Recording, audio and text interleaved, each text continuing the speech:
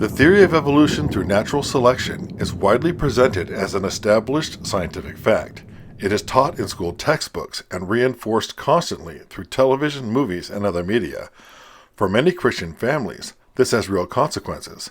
Children often leave for school with a faith shaped at home, only to return believing that science has proven their faith false. Yet the theory of evolution itself is never examined with the same level of scrutiny demanded of other scientific fields.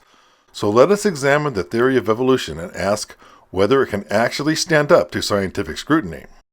Evolution by means of natural selection, as articulated by Charles Darwin in his book on the origin of species, posits that organisms with traits better suited to their environment tend to survive and reproduce more successfully than others. As a result, individuals with such traits leave more offspring, and over time, those advantageous traits will become increasingly common within the population. This principle forms the foundation of modern evolutionary theory.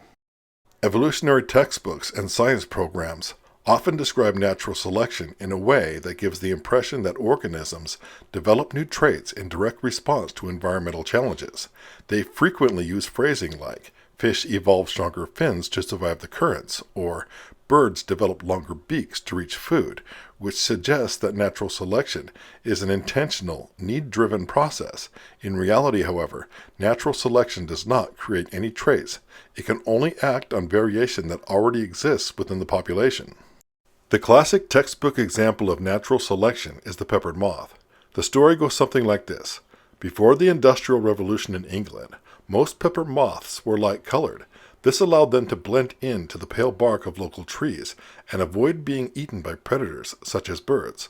A less common dark-colored variant also existed, but because its color contrasted sharply with the light trees, it was more easily spotted and eaten. During the Industrial Revolution, soot from factories darkened tree bark, reversing the situation.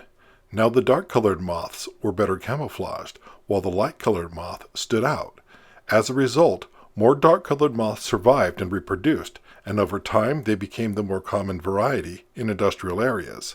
When pollution later decreased, the trees became lighter again, and the advantage shifted back to the light-colored moth.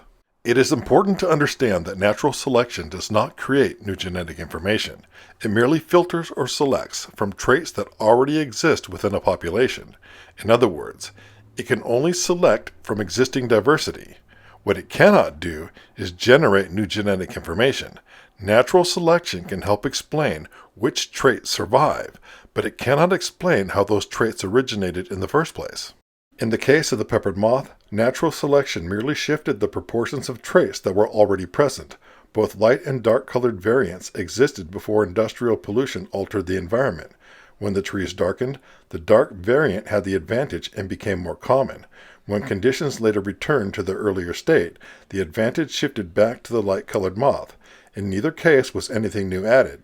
If the dark-colored moth had not already existed in the population, the dark-colored trees could not have produced them.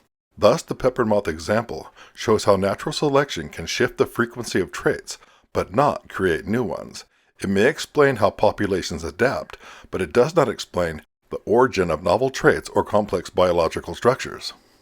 Evolutionary theory proposes that organisms develop new traits in response to changes in their environment. Yet the real lesson of the peppered moth shows the opposite. The environment cannot create new traits. It merely selects from variations that already exist within a population. In other words, natural selection preserves what works and eliminates what doesn't, but it cannot create anything new. This distinction is important. When confronted with a changing environment, a species can only survive if the necessary genetic variation already exists in the genome. Natural selection explains how biological information is lost, not how it is gained.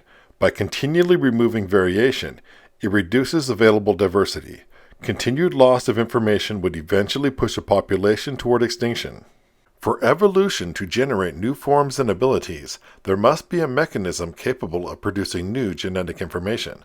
To supply this mechanism, the theory appeals to mutations. Mutations are random changes in the DNA sequence that occur during cell division. When a cell divides, it must make a copy of its DNA so that each new cell receives a complete set. During this process, the DNA copying machinery works with incredible accuracy, but mistakes occasionally happen.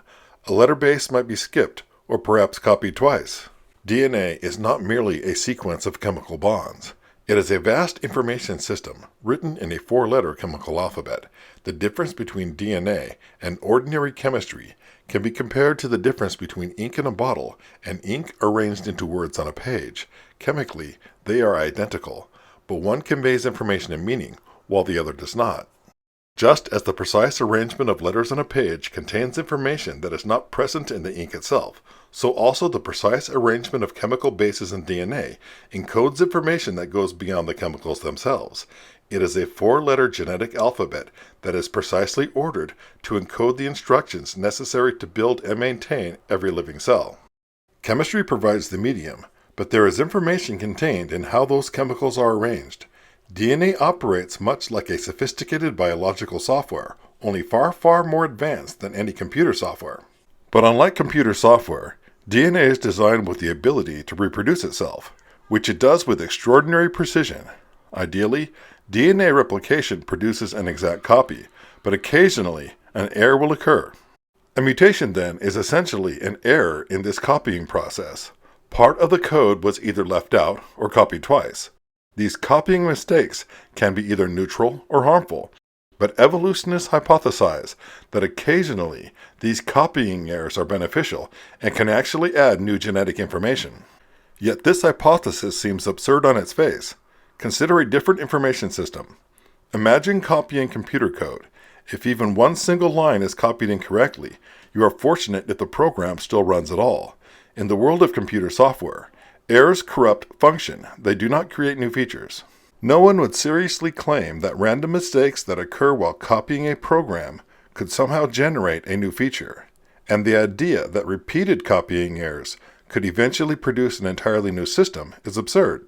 Can you imagine an early version of Microsoft Word? You make a copy and there is a mistake made, and suddenly the program gains a new function, such as a new font. Make a few more errors, and it gains a spell checker, a toolbar, and paragraph formatting, all from random copying mistakes. The suggestion is absurd. Now imagine that this is how all the information in Microsoft Word was added, just through a series of mistakes in the copying process, that, over time, added new beneficial functions. In reality, when dealing with complex code like Microsoft Word, if there is even one single line of code that is copied incorrectly, you will be fortunate if the program still runs at all. It is unthinkable that a series of random errors could by chance produce a new and functional feature. And yet, this is essentially what the evolutionary model proposes. It suggests that within the far more complex information system of DNA, entirely new biological systems, eyes that see, wings that fly, and brains that think, emerged just through countless small copying errors that somehow accumulated to become new features. Now, just as a computer program must be deliberately written for the system to function, so too genetic code must be precisely arranged for the living organism to function. Once it is recognized that DNA operates as an information system, the notion that random errors could generate entirely new systems becomes difficult to take seriously. Anyone making such a claim would be immediately dismissed as misunderstanding how code actually works. In every known field of information technology, new function requires new code written by an intelligent designer. Random changes do not increase functionality, they corrupt it. By contrast, evolutionary theory holds that mutations can occasionally be beneficial, and over long periods of time, they will accumulate and generate new biological functions. The problem is that mutations degrade information. They are harmful or at best have no meaningful effect. There has never been an observed mutation that has produced new genetic information, much less the kind of specified complex information required to build an entirely new biological structure. But a larger problem with looking to mutations as a source of genetic information is that those mutations they call beneficial are actually loss of function. A loss of function mutation disables or damages an existing gene, and it is ultimately harmful. For example, a mutation may disable a gene used by a virus to infect a cell. That's considered a benefit. But that same gene may have other important roles to play in the immune system or metabolism that are now lost. You have gained an advantage in one area, but only by sacrificing flexibility and resistance elsewhere. Imagine you are building a house. You copy the blueprints, and because of a copying error, The new blueprints accidentally leave out the windows. At first, this mistake seems beneficial. No drafts, better insulation, lower heating bills. In a harsh winter, it might help you stay warmer. But this apparent improvement comes at a serious cost. You lose natural light, versatility, emergency exits, and the flexibility to handle warmer weather. This mistake may have improved functionality in one narrow area, but only by removing vital features that reduce the overall functionality of the house. And yet the evolutionist will insist that they can identify genuine positive mutations. This raises an important question. By what standard are mutations designated to be beneficial? What they identify as beneficial is subjective. In each case, the so-called beneficial trait is simply the one that fits the current environment. As the peppered moth example illustrates, should the environment change, yesterday's advantage becomes today's liability. Thus, what counts as a beneficial mutation is not an absolute category, but a temporary one, defined by circumstance rather than intrinsic value. Yet the evolutionists will insist that they can identify genuine positive mutations. One example they will often cite to support their claim is the CCR5 mutation in humans. Without getting too technical, CCR5 is a gene that encodes a receptor on the surface of white blood cells. This mutation removes 32 base pairs from the gene, resulting in a non-functional receptor. This is considered beneficial only because the HIV virus uses this receptor to enter the cell, so disabling it blocks viral entry. But to call this mutation beneficial is misleading at best. Aside from the single advantage, the mutation is actually quite harmful in other respects. People with this mutation are more susceptible to other viral infections. They tend to have a dysregulated immune response, increased risks of certain autoimmune conditions, and other neurological problems. It may provide protection against one specific pathogen, but overall it weakens the immune system. Also, note that there was no evolutionary development here. The CCR5 mutation did not evolve in response to an environmental need. It existed long before HIV ever appeared. HIV simply encountered a pre-existing defect in the human genome. That defect happened to provide protection, but only in this one narrow context. More importantly, it is a clear loss-of-function mutation. The gene is no longer producing a working receptor. Something functional has been removed, not added. The gene is broken. Losing capabilities is the opposite of what evolution requires to build new structures or capabilities. What they call a beneficial mutation is actually a loss of function. They may disable a receptor, remove pigment, or break down a metabolic pathway. The genome is shedding options over time. Each so-called benefit comes at the cost of versatility, complexity, or future adaptability. You cannot keep losing function and expect this process to produce something new. Domesticated animals like dogs, chickens, and cows are often selectively bred for specific traits. These traits may be beneficial in a controlled environment, but the animals have become less genetically diverse, more prone to disease, and less capable of surviving without human intervention. Specialization through genetic loss can be effective short-term, but it limits future options. A living organism cannot continue to solve problems by losing genetic function indefinitely. All those mutations that are called beneficial are actually destructive. There has never been a truly novel, functional structure observed forming via random mutations. They may gain efficiency in one narrow situation, but only by losing critical function the system originally had. To call a loss-of-function mutation beneficial would be like saying that someone born without eyes has evolved an immunity to cataracts.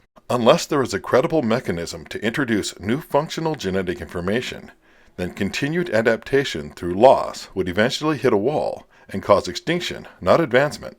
The reality is that mutations are primarily negative. Breaking a functioning system is far easier than improving it. A random change to a highly complex structure is overwhelmingly more likely to damage function than improve it. Random errors are simply not capable of generating complexity or precision. They delete genes, break proteins, or disable regulatory switches. Creating new biological capabilities requires more than mistakes. It requires the addition of meaningful information involving multiple coordinated changes carried out in the correct order, proper placement, and precise timing. Breaking working code is easy. Improving it by accident is impossible. Everything we have observed about biology demonstrates this reality. When discussing evolution, people often draw a distinction between microevolution and macroevolution. Microevolution refers to small, observable changes that occur within a species, such as minor variations in color or size. Macroevolution, on the other hand, is a claim that these small changes can accumulate over long periods of time, producing entirely new kinds of organisms, such as changing reptiles to birds or apes into humans. Most people who reject Darwinian evolution still accept microevolution as a scientific fact. This distinction is common in creationists and intelligent design circles. They acknowledge that small changes occur from one generation to the next, but they argue that such changes are limited and cannot produce fundamentally different kinds of creatures. However, the term microevolution is unfortunate because it leaves the impression that these small variations occur by the same evolutionary process responsible for large-scale change. This is fundamentally incorrect. The difference between micro and macroevolution is not merely one of scale. Macroevolution violates the second law of thermodynamics. This law states that in a closed system, usable energy decreases and disorder increases over time. Without additional input, natural processes will move from order to disorder. To create entirely new biological structures, such as eyes, wings, nervous systems, and complex body plans, would require a tremendous increase in order and information. Small variations within a species are not simply the first step in a long process that eventually transforms one kind of organism into another. Such a transformation would require the addition of entirely new genetic information, not merely modified versions of what already exists.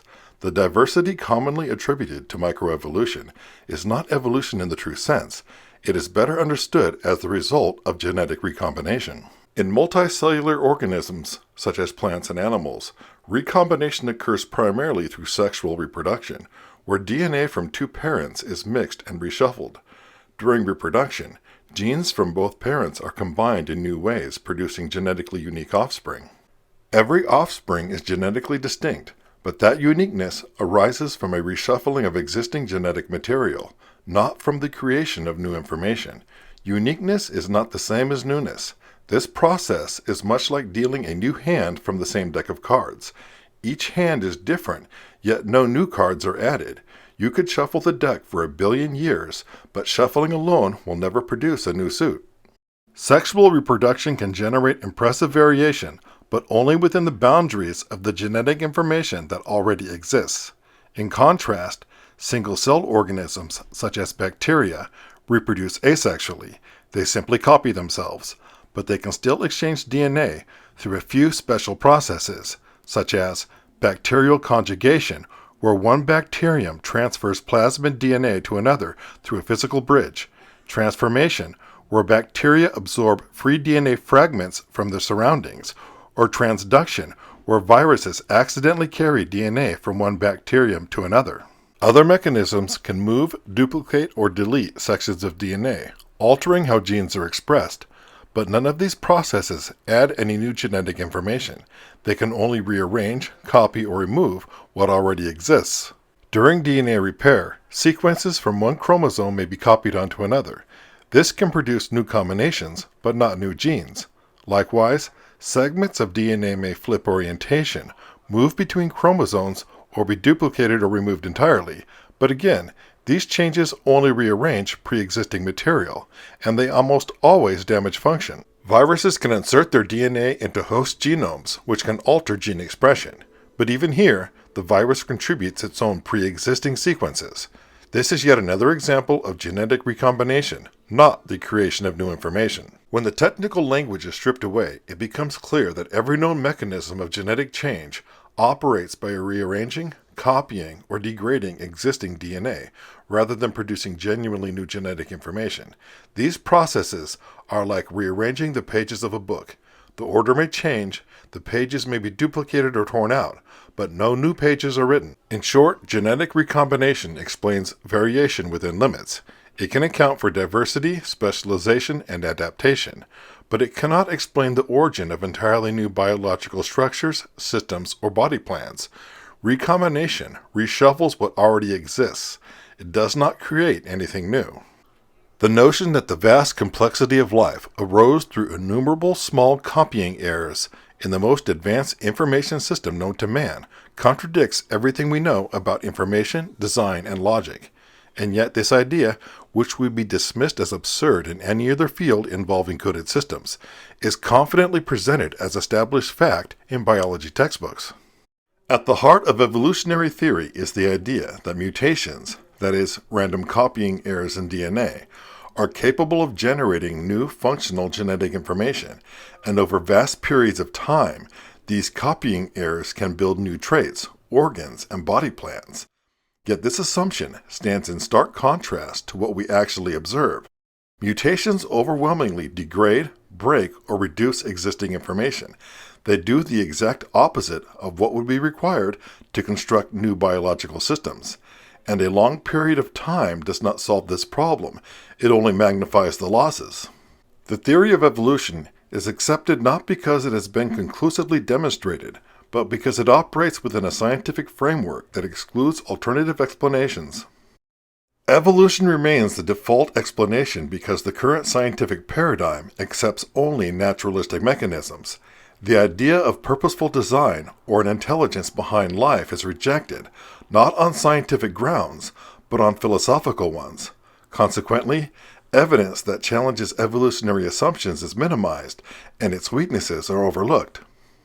Any explanation involving intelligent design is dismissed without considering the evidence.